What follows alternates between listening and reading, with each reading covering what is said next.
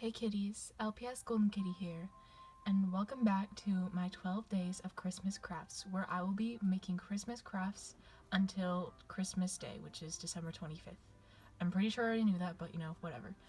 So, on day 1, I made a poinsettia rug, which is beneath my paws, and if you want to see how I made that, click the link in the description, or just look for it on my channel. I don't have, a lot of clogged up videos. I'll probably make a playlist for this later. Anyway, today is day 2, and I decided I'm going to make a fireplace where I will eventually hang stockings from and put a ton of decorations on top of the mantle. And there will even be a little fire inside. Not real, of course, because that's dangerous. Anyway, the materials you'll be needing are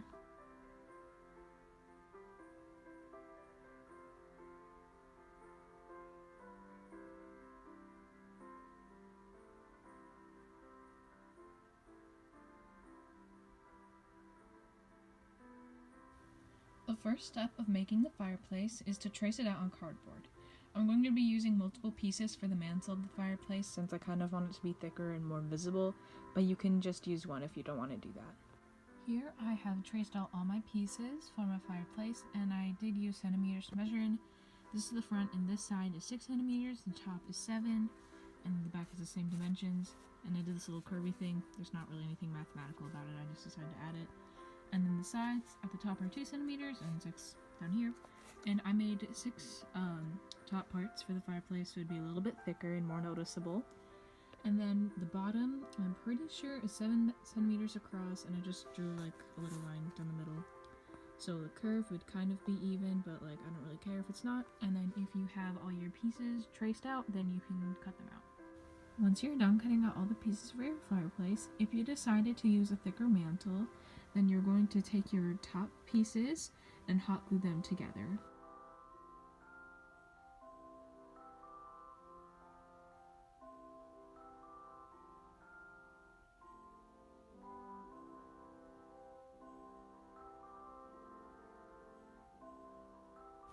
Now that we have glued all of our mantle pieces together, we can begin putting the pieces of our fireplace onto the paper that we are going to use, which I'm going to be using a brick patterned paper, but you can use whatever you want.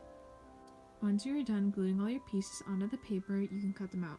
But some pieces only need paper on one side, such as the front, the bottom piece, and sometimes, if you want to, the side pieces. I think I'm gonna put double on these ones.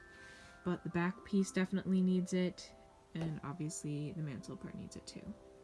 So since I made a thicker mantle part, it can no longer be treated as a 2-dimensional shape and has to be treated as a 3-dimensional shape, meaning that all 6 sides need to be covered. So instead of just, cutting around the edges like I did with that one, I am going to actually be kind of cutting over the edges a little bit, so I have room to cover up the extra spaces if I need to. And yeah, I'll just show you. So I'm going to cut out a big rectangular chunk right here. Now that you have this kind of big rectangular sheet, you can kind of bend it around the shape, and as you can see, it pretty much fits. So I'm just going to cut off the extra pieces over here so it doesn't really overlap this part and complicate it more. Okay, so now that I've cut off the excess on these 2 sides, I also cut a little snip right here so it can cover this side. I need to cover paper all around this, and by doing that, I'm going to need to gradually apply hot glue to each side by using my glue stick. So I'm going to apply glue to this side and then fold over the paper, and then once it's set there for 10 seconds or something, I'm going to put glue on this side and then fold over the paper and continue doing that until the whole thing is in paper. Now that we have all the pieces covered with paper for our fireplace, we can begin to assemble them by gluing them together. So I just finished constructing the middle of the fireplace, which is the front, the back, and the 2 sides.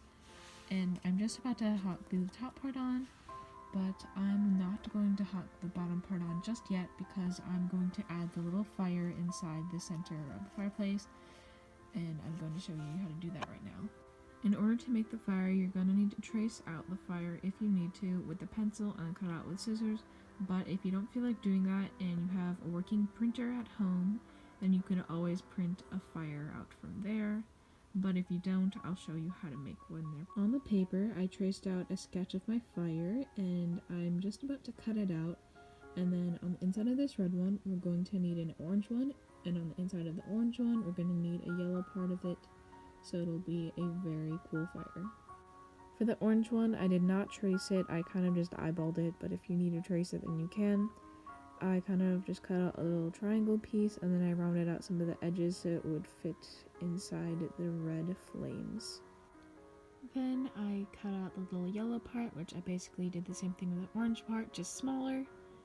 And once you have all your 3 colors, then you can glue them together.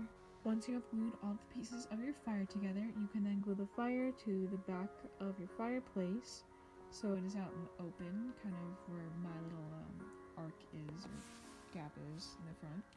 And then after you've glued the fire inside the fireplace, you can then hot glue the bottom on. Once you are done with the final step, your fireplace should look something like this. Anyways, kitties, thanks so much for watching. If you enjoyed this video, please be sure to leave a like. Want to join the kitty crew today? All you have to do is click the subscribe button. Day 3 will be out tomorrow, so stay tuned. And with that, I am going to peace out. Later, kitties.